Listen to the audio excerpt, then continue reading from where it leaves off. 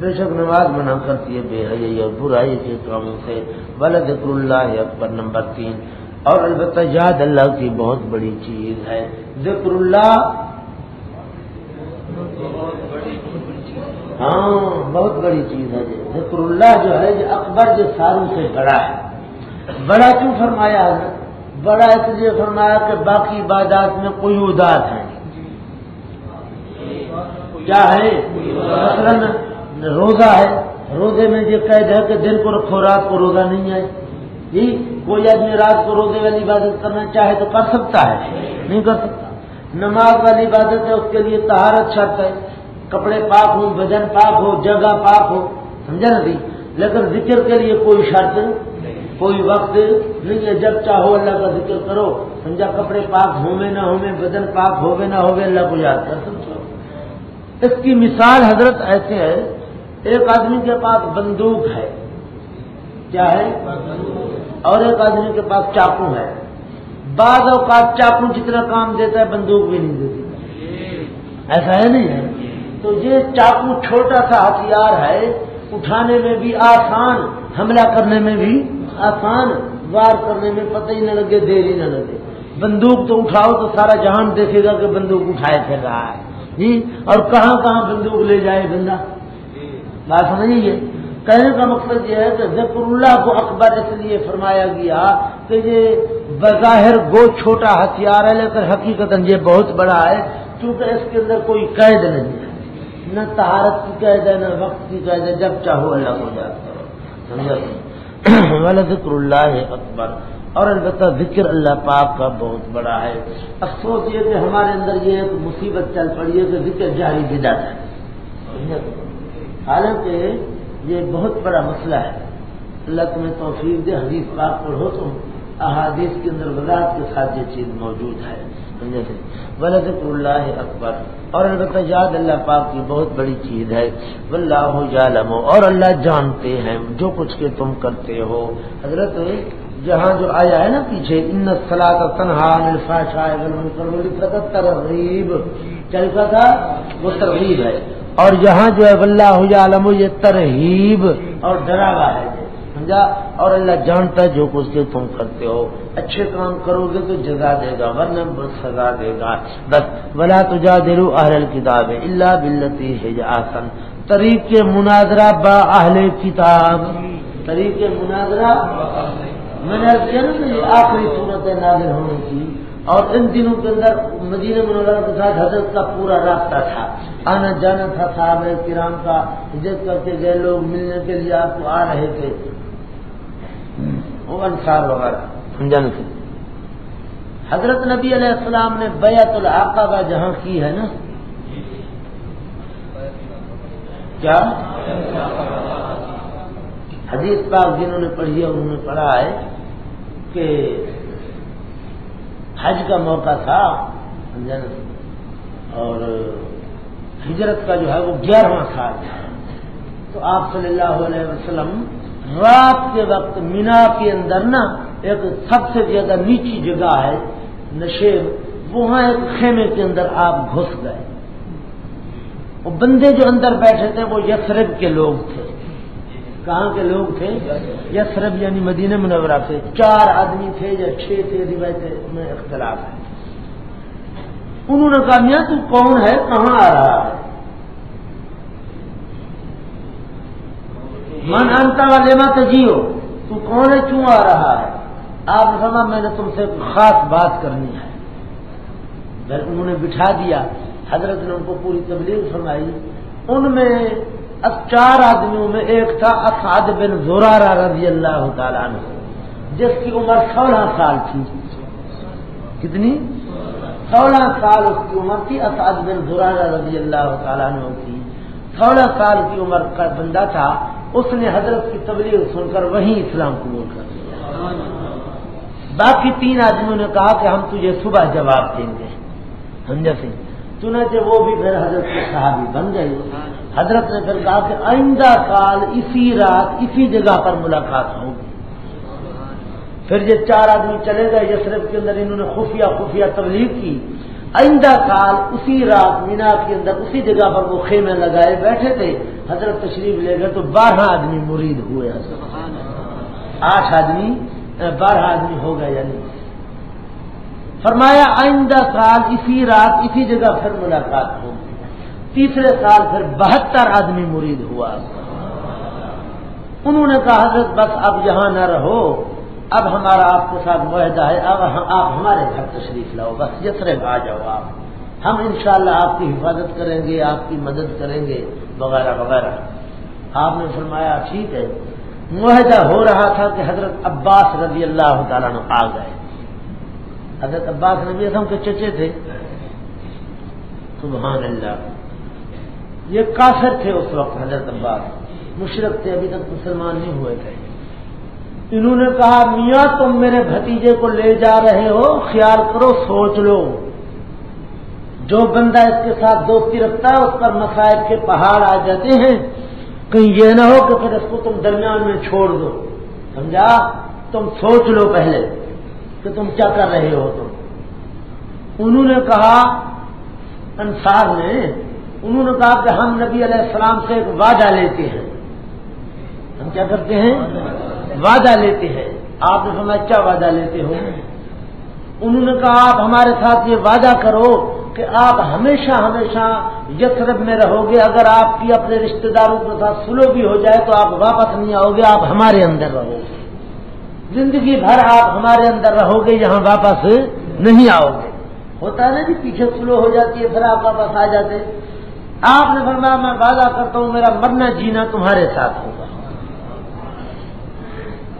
انصار نے کہا حضرت پھر ہم بھی وعدہ کرتے ہیں کہ ہماری جان اور ہمارا مال اور ہماری عزت تمہارے لیے قربان ہے۔ یہ اس قسم کا معاہدہ ہوا حضرت کا اور ان لوگوں کا۔ اب جناب وہ مسجد وہاں بنی ہوئی ہے، کئی 100 سال کی پرانی مسجد ہے، اس کی چھت بھی نہیں ہے، عام آدمی کو وہ پتہ ہی نہیں ہے، وہاں جاتے ہی نہیں ہے عام آدمی۔ وہاں مینا میں جہاں جمرے ہیں، کنکریاں لگائی جاتی ہیں، روڈیں بنی ہوئی ہیں، بندے وہاں جاتے ہیں، کنکریاں مار کے آ جاتے ہیں، وہ پیچھے ہے مسجد، وہ مسجد جو ہے وہ پیچھے ہے، اور صرف دیواریں اتنی اتنی موٹی موٹی کچی کچی دیواریں ہیں، اور اس کی کوئی چھت نہیں ہے، نہ کوئی دروازہ ہے، نہ کوئی دری ہے، بس ایسے جگہیں بنی ہوئی ہیں اندر داخل ہونے کی اور نکلنے کی۔ کوئی بادشاہ تھا مسلمان کسی زمانے میں، اس نے وہ بنوائی تھی مسجد، ابھی بھی اس کے نام کی تختی لگی ہوئی ہے، لیکن پڑھائی نہیں ہوتی جو ہے چاہ۔ جناب وہاں جاؤ تو واقعی جس طرح آپ مظلومیت کے حال کے اندر وہاں تشریف لے گئے، مظلومیت کا وقت ہے نا، سارے قریش حضرت کے دشمن بنے ہوئے تھے، ایک مظلوم انسان جس طرح جاتا ہے اور مجبور انسان جس طرح کہیں جاتا ہے مدد لینے کے لیے، وہ نقشہ بھی خود یہ بتا رہا ہے، وہ جگہ جو ہے اس کے نشان جو ویسے بتا رہا ہے، بالکل الگ تھلگ وہ مسجد ہے جناب، اس میں بوٹے ہوئے ہیں، نہ کوئی وہاں نماز پڑھتا ہے نہ کوئی وہاں جاتا ہے، کیونکہ مینا میں تو 3 دن رہنا پڑتا ہے، لیکن وہاں جاتا کوئی نہیں، اور جگہ ہوتی ہے، وہ جگہ معلوم ہی نہیں ہے عام آدمی تھوڑی معلوم ہے۔ ما يدعون من دونه من شيء، کہتا ہے کہ یہ مشرک اعتراف کرتے تھے تو تاکید کیوں ہے؟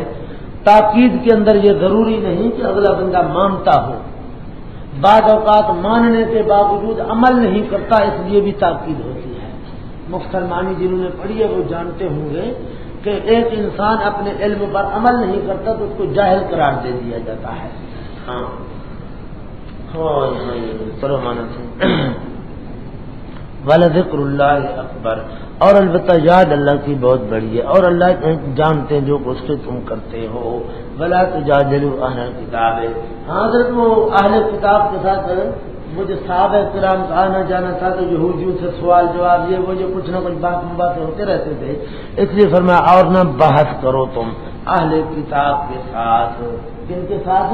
اہل کتاب کے ساتھ، مگر اس طریقے پر جو یہ بہتر اور مہذب ہے، مہذب طریقے پر۔ الا الذین ظلموا منہم، ہاں مگر وہ لوگ جو ظالم ہیں ان سے، ضدی ہیں ظالم ہیں، ان کے ساتھ کیا مطلب ہے؟ ان کے ساتھ کہ ان کو جواب ترکی با ترکی دیا کرو تو مذائقہ نہیں، گو افضل پھر بھی مہذب ہے، وہ افضل پھر بھی مہذب ہے۔ وقولوا آمنا، بیان احسن تو اللہ کی ہے آسن ہے نا، اس کا بیان ہے۔ اور کہو تم ایمان لائے ہم اس ذات ہے، اس کتاب پر جو اتاری گئی ہماری طرف اور اتاری گئی تمہاری طرف، وَإِلَٰهُنَا، اور معبود تمہارا اور معبود ہمارا اور معبود تمہارا ایک ہے، اور ہم صرف اسی کے آگے جھکنے والے ہیں، اعتقاداً وعملاً، اعتقاداً وعملاً، سمجھا نا سی؟ وَكَذَٰلِكَ أَنزَلْنَا إِلَيْكَ الْكِتَابَ، ترغیب الکتاب، اور اس طرح اتاری ہم نے طرف تیرے کتاب، فالذین آتیناہم الکتاب، دلیل نقلی پہلی کتابوں کے ماننے والوں سے۔ اس آیت کے اندر دو احتمال ہیں، ایک یہ کہ یہ آیت مدنیہ ہے، یؤمنون حال کا زمانہ ہے جہاں، اور آیت مدنیہ ہے مدینہ منورہ کے اندر عبداللہ بن سلام رضی اللہ تعالیٰ عنہ اور دیگر صحابہ جنہوں نے حضرت کی مریدی اختیار کی تھی ان کا ذکر ہے۔ پس وہ لوگ جو دی ہے ہم نے ان کو کتاب، الکتابہ کا معنی کرنا ہے دی ہے ہم نے ان کو سمجھ نافع کتاب کی، کتاب کا معنی کیونکہ مطلب کتاب تو کافی نہیں ہے نا جی، یہودیوں کے پاس کتاب تھی لیکن ایمان نہیں لاتے تھے، جن لوگوں کو اللہ نے نافع سمجھ عطا فرمائی ہے وہ لوگ ایمان لائے نبی علیہ السلام پر۔ بس وہ لوگ جو دی ہم نے ان کو سمجھ نافع کتاب کی، کتاب سے مراد تورات ہے، یؤمنون بہی، وہ تو ایمان لاتے ہیں، بہی اس قرآن پاک پر، ہاں وہ تو ایمان لاتے ہیں اس قرآن پاک پر، سمجھا تھی؟ اور دوسرا معنی یہ ہے کہ یہ اخبار بالغیب کے قبیلے سے ہے، آیت مکہ مکرمہ میں نازل ہوئی تھی، مستقبل کی خبر ہے، کیا ہے؟ مستقبل کی خبر دے رہے ہیں۔ بس وہ لوگ جو دی ہم نے ان کو سمجھ نافع کتاب کی، وہ ایمان لائیں گے، جو منونا بنا لائیں گے اس قرآن پاک پر، آپ کی کتاب پر، وَمِنْ هَٰؤُلَاءِ، اور ان مکے والوں میں سے بھی من یؤمن بہ، وہ لوگ ہیں جو ایمان لائیں گے اس کتاب پر۔ وہ سمجھ رہے ہو، یہ مستقبل والا معنی کر رہا ہوں میں، جن لوگوں کو اللہ نے تورات کی صحیح سمجھ دی ہے وہ بھی ایمان لائیں گے، اور مکے والوں میں سے بھی کچھ لوگ مزید ایمان لائیں گے۔ بس وہ لوگ جو دی ہم نے ان کو سمجھ نافع کتاب کی، وہ ایمان لائیں گے اس قرآن پاک پر، آپ کی کتاب پر، اور ان مکے والوں سے بھی وہ لوگ ہیں جو ایمان لائیں گے اس کتاب پر، سمجھ رہے ہو؟ وما یجحد بآیاتنا، یہ زجر ہے، اور نہیں انکار کیا کرتے ہماری آیات کا، بعد وضوح دلائل کے، بعد وضوح دلائل کے، الا الکافرون، مگر کافر لوگ، ضدی لوگ جو ہیں، جو کفر پر ضد کیے ہوئے ہیں، اڑے ہوئے ہیں، وہ لوگ کریں گے، سمجھا سی؟ اور کوئی نہیں انکار کرے گا۔ وما كنت تتلو من قبلہ، جواب سوال ہے اور جملہ معترضہ برائے صداقت نبی کریم صلی اللہ علیہ وسلم، سمجھا سی؟ حضرت نبی علیہ الصلوۃ والتسلیم کے لیے جملہ معترضہ کس طرح ہے، سوال کا جواب کس طرح ہے؟ وہ کہتے تھے کہ یہ اپنی طرف سے بناتا ہے، جتنی بن جاتا ہے پیش کر دیتا ہے۔ اللہ نے فرمایا میرے پیغمبر نے تو آج تک لکھنا سیکھا ہی نہیں، چلو یہ لکھنا جانتا ہوتا، لکھا پڑھا ہوتا تو کہتے اپنی طرف سے بناتا ہے، پیش کرتا ہے، یہ اس نے تو آج تک کسی کے پاس پڑھائی نہیں ہے، یہ کیسے بنا سکتا ہے؟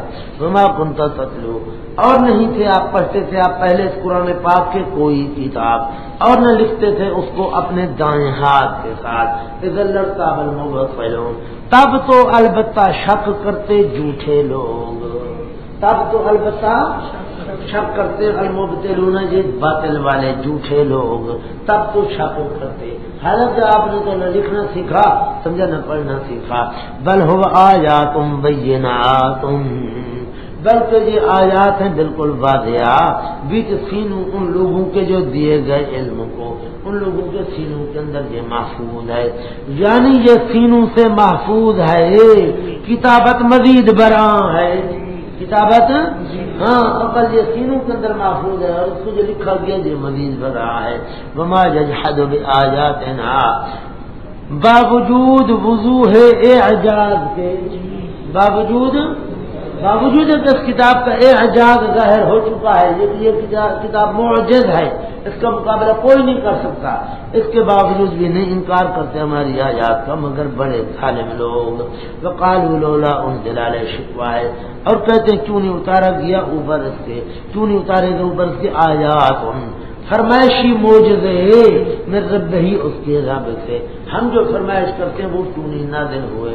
قل انما الآیات عند اللہ، جواب شکوہ چلتا ہے، جواب شکوہ حضرت فرما دو سوا اس کے معجزے میاں صرف اللہ کے پاس ہے، اس کے بس کے اندر ہے، میرے بس میں کچھ بھی نہیں ہے۔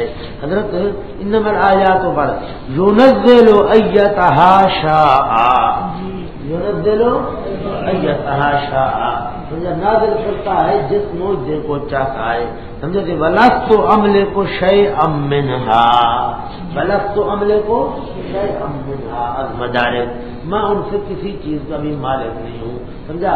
مجھے کوئی اختیار نہیں ہے کہ میں معجزہ دکھاؤں تمہیں، وانما انا نذیر مبین، اور سوائے اس کے میں ڈرانے والا ہوں صاف صاف، میں صاف صاف ڈرانے والا ہوں، میرا کام ڈرانا ہے، میرا کام معجزے دکھانا نہیں ہے۔ اولم یکفہم انا انزلنا علیک الکتاب، حضرت یہ بھی اسی کے متعلق ہے، اولم یکفہم، آیا نہیں کافی ان کو کہ بے شک ہم نے اتارا ہم نے آپ پر کتاب کو، انزلنا بلکہ دلیل رسالت نمبر اول، چلتا ہے ابتدا پہلے پارے کی ابتدا کے اندر میں ان کنتم فی ریب مما نزلنا علی، وہاں میں نے عرض کیا تھا کہ حضرت کے معجزے تو بہت سارے تھے، سب سے بڑا معجزہ جو ہے یہ قرآن پاک، سمجھا؟ کیوں؟ اس کی میں نے دو وجوہات بتائی تھی، کتنی؟ ایک وجہ یہ ہے کہ باقی معجزات جو ہیں ان کو اس وقت کے لوگوں نے دیکھا ہے، ہم نے نہیں دیکھا، بے خلاف قرآن پاک کا اس کو ہم نے بھی دیکھا اور قیامت تک لوگ دیکھیں گے۔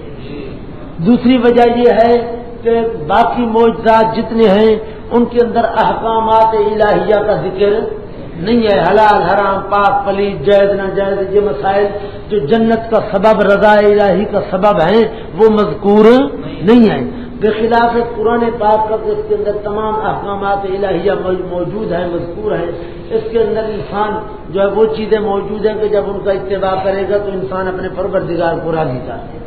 یہ دو وجہیں ہیں قرآن پاک والے معجزے کی فضیلت۔ اب یہ وہی دونوں وجہیں جو ہیں جہاں آ رہی ہیں، اب دیکھو ذرا، علم یکفہم اولم یکفہم، آیا نہیں کافی ان کے لیے، سمجھے تھے؟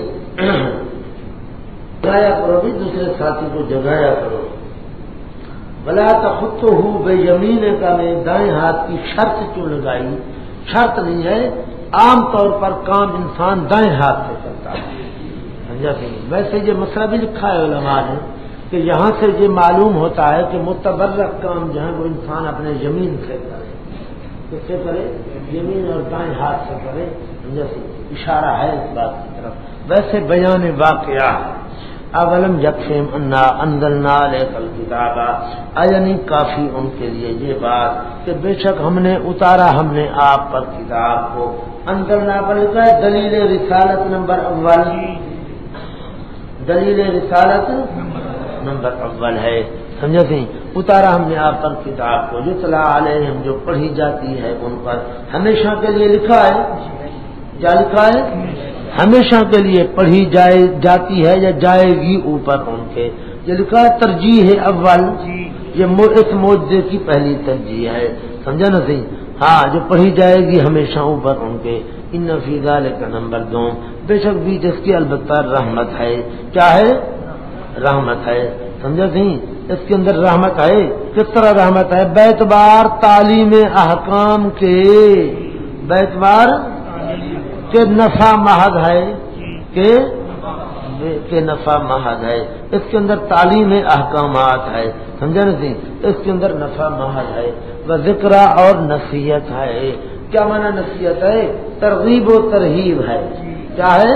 ترغیب و ترہیب ہے اس کے اندر، لقوم مستفیدین، لیکن اس قوم کے لیے جو انہوں نے ایمان لانا چاہتے ہیں، جو لوگ ایمان لانا چاہتے ہیں ان کے لیے جو ہے اس کے اندر بڑی رحمت ہے، بڑی نصیحت ہے ان کے لیے اس کے اندر۔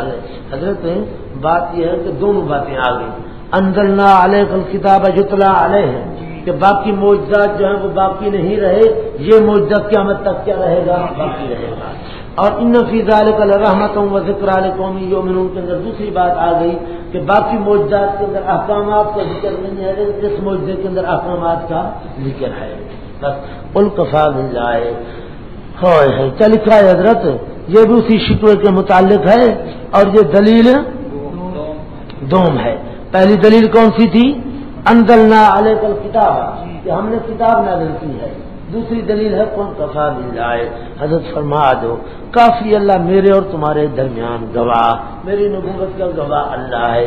یعلم ما فی السماوات، شرط شاہد چلتا ہے، گواہ کے لیے شرط ہے کہ وہ جانتا ہو، جانتا جو کچھ آسمانوں میں اور زمینوں میں ہے۔ والذین آمنوا ثمرہ عناد چلتا ہے، ثمرہ عناد جی، اور وہ لوگ جنہوں نے ایمان لایا باطل پر۔ حضرت یہ لکھا ہے والذین پر، جب میری رسالت ثابت بشہادت اللہ ہے، جب میری رسالت ثابت بشہادت اللہ ہے، اور وہ لوگ جنہوں نے ایمان لایا باطل پر، سمجھا سی باطل سے مراد ہوگا ما یعبد من دون اللہ الجلالین، اللہ کے سوا جن ہستیوں کی عبادت کی جائے، وکفروا باللہ، اور انہوں نے انکار کیا اللہ کی توحید کا۔ ثمرہ یہ لوگ وہی ہیں برباد ہونے والے ہیں، وہی ہیں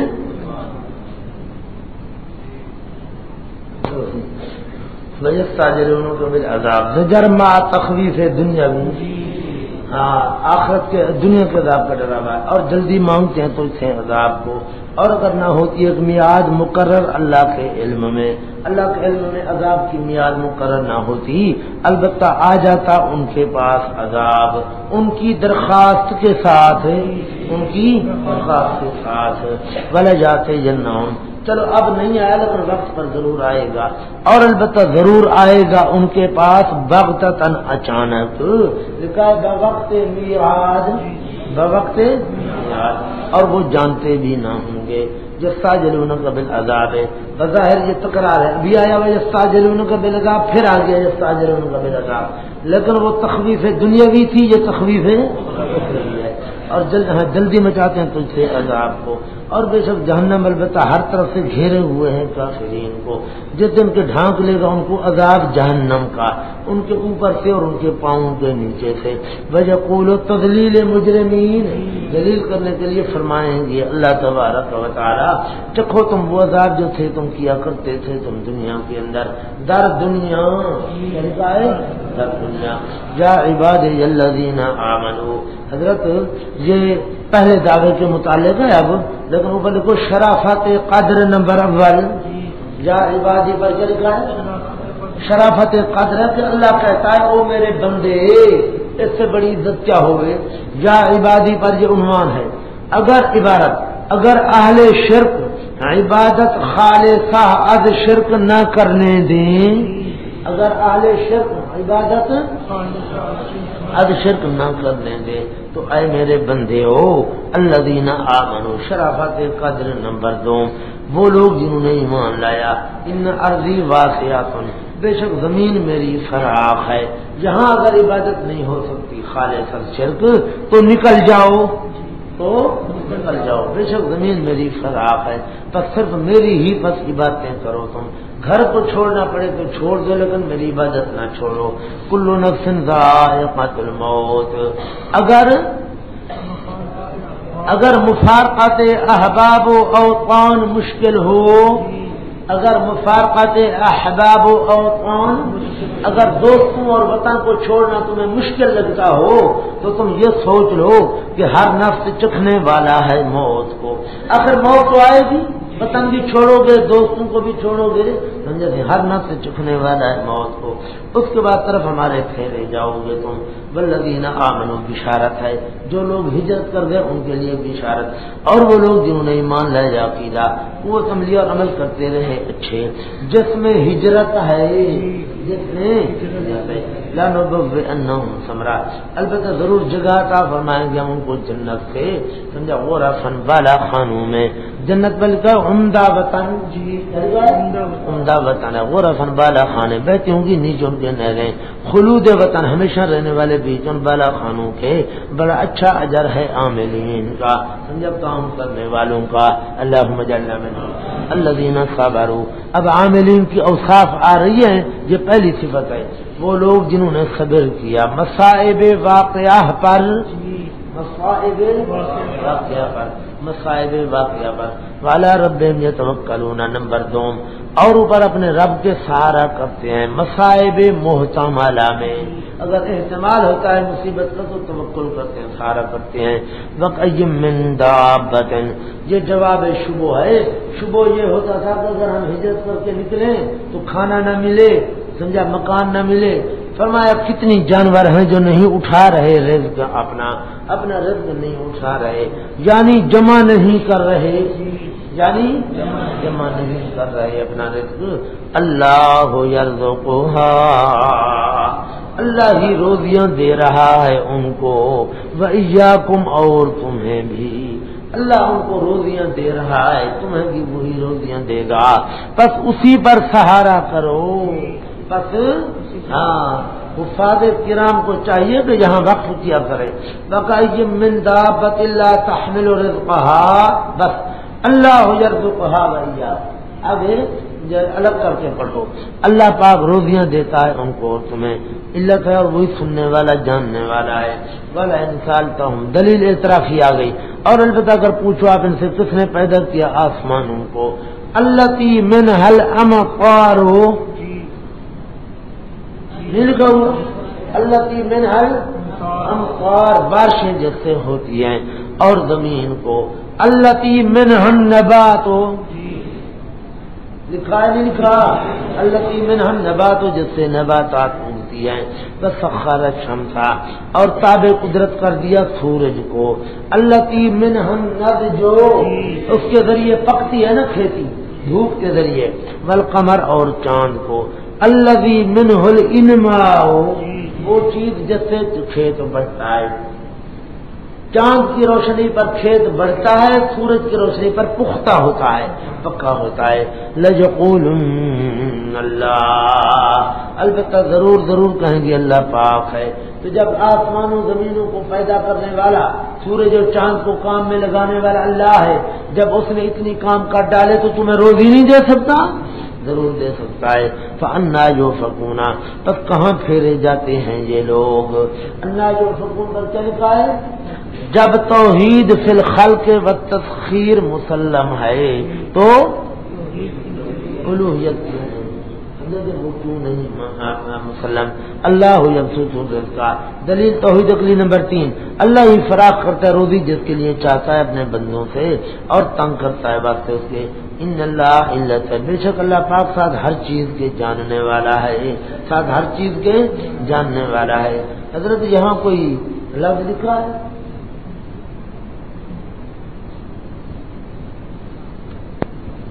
یعنی جیسے خالق صرف وہی ہے، رازق بھی صرف وہی ہے، خالق صرف وہی ہے، رازق بھی صرف وہی ہے، بس وَلَئِن سَأَلْتَهُمْ، دلیل توحید عقلی اعترافی اور آ گئی، اور البتہ اگر آپ پوچھو ان سے کس نے اتارا آسمان سے پانی، بس آباد کے ساتھ اس کے زمین کو، بعد اس کے غور آباد ہونے کے، البتہ ضرور کہیں گے اللہ پاک، قُلِ الْحَمْدُ لِلَّهِ، فرما دو، اس آیت سے معلوم ہوا کہ ساری تعریفیں صرف اللہ پاک کے لیے ہیں، جب آسمان سے پانی نازل کر کے زمین کو آباد کرنے والا وہی ہے، تو عزت ذلت والی تعریف، بیماری تندرستی والی تعریف، خوشی غمی والی تعریف، ساری تعریفیں اسی اللہ پاک کی ہیں۔ اور دوسرا معنی قل الحمدللہ، فرما دو شکری مولا، اتنا تو مان لیا انہوں نے، مولا تیرا شکر ہے، اتنی بات تو انہوں نے مان لیا کہ آسمان سے پانی نازل کر کے زمین سے نباتات اگانے والا وہی ہے اور کوئی نہیں ہے، بل اکثرهم لا یعقلون، بلکہ اکثر ان کے نہیں عقل رکھتے، غور و فکر نہیں کرتے، سمجھ تاکہ بات کو سمجھے، غور و فکر نہیں کرتے اکثر لوگ، وما هذه الحیات الدنیا علت لا یعقلون، علت لا یعقلون، یعنی انہماک در دنیا، یعنی دنیا کے اندر منہمک ہیں جس کی وجہ سے غور و فکر نہیں کرتے. اور فرمایا نہیں ہے یہ زندگی دنیا کی مگر ایک کھیل ہے، تماشا ہے، جی بہلانا بلابن اور کھیلنا ہے. اور بے شک گھر آخرت کا البتہ یہی ہے اصل زندگی. کاش کے ہوتے یہ جانتے، سمجھتے، کاش یہ ان کو علم ہو جاتا. بچہ پڑھا تھا مار رکھا اللہ نے حضرت کو 100 سال. اب جو لوگ مر گئے ہیں موت آ گئی، پھر موت ختم ہو گئی. وہ پھر کیا ہوگا جب موت ختم ہوگی تو زندہ ہو گئے، کیا ہو گئے؟ موت و حیات کے درمیان تو کوئی اور واسطہ نہیں ہے، یا ہے کوئی واسطہ؟ مخلصین لہ الدین. پر یہ زجر ہے حضرت کہ جب مصیبت میں آتے ہیں تو مجھے یاد کرتے ہیں، جب مصیبت ختم ہو جاتی ہے تو پھر شرک شروع ہو جاتا ہے. پر جب سوار ہوتے ہیں کشتی کے اندر پکارتے ہیں اللہ پاک کو، خالص کرنے والے اس کے لیے پکار کو. پر جب نجات عطا فرماتے انہیں طرف خشکی کے فوراً وہ شرک کرنے لگ جاتے ہیں، فوراً شرک کرنے لگ جاتے ہیں. لے یکفرو، یہ لام قے کا نہیں ہے، یہ لام عاقبت اور نتیجے کا ہے، سمجھتے ہیں. ان کے لیے جہنم تیار چاہیے، نفع اٹھا لیں گے اعمال شرکیہ سے، بس ان قریب جان لیں گے. اولم یرو انا جعلنا، یہ زجر ہے، پیچھے بھی پڑھ رہے ہو. وہ لوگ کہتے تھے کہ اگر ہم ایمان قبول کریں تو باقی عرب والے ہمیں مار ڈالیں گے. اللہ نے فرمایا یہ کتنا جھوٹ بولتے ہیں، حرم کو ہم نے امن کی جگہ بنائی ہے، ادھر ادھر کے لوگ جو ہیں ان پر ڈاکے پڑ رہے ہیں، قتل و غارت ہو رہی ہے، لیکن یہ محفوظ ہوئے بیٹھے ہیں.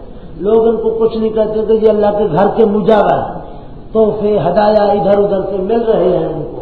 اس کے باوجود بھی یہ ادھر کرتے ہیں کہ ہم ایمان قبول کریں گے تو ہمیں لوگ مار ڈالیں گے. اولم یرو، آیا نہیں دیکھا انہوں نے کہ بے شک ہم نے کیا ہے، ہم نے حرم کو، حرم مکہ کو امن والا، اور اچ کے جا رہے ہیں لوگ ان کے ارد گرد سے، ان کے ارد گرد سے لوگ اچ کے جا رہے ہیں، سمجھا نہیں؟ اور جس طرح چیل آتی ہے اوپر سے مرغی کے بچے کو اٹھا کر لے جاتی ہے، اچ کے جا رہے ہیں لوگ ان کے ارد گرد. خارج از حرم افبالباطل یؤمنون، ایا پس ساتھ معبود باطل کے ایمان لاتے ہیں، وہ معبود باطل پر ان کا ایمان ہے. اور ساتھ اللہ کی نعمت کے، نعمت سے مراد تخلیق، ترزیق، ابقاء وغیرہ، تخلیق، ترزیق، ابقاء وغیرہ. ان نعمتوں کا وہ ناشکری کرتے ہیں.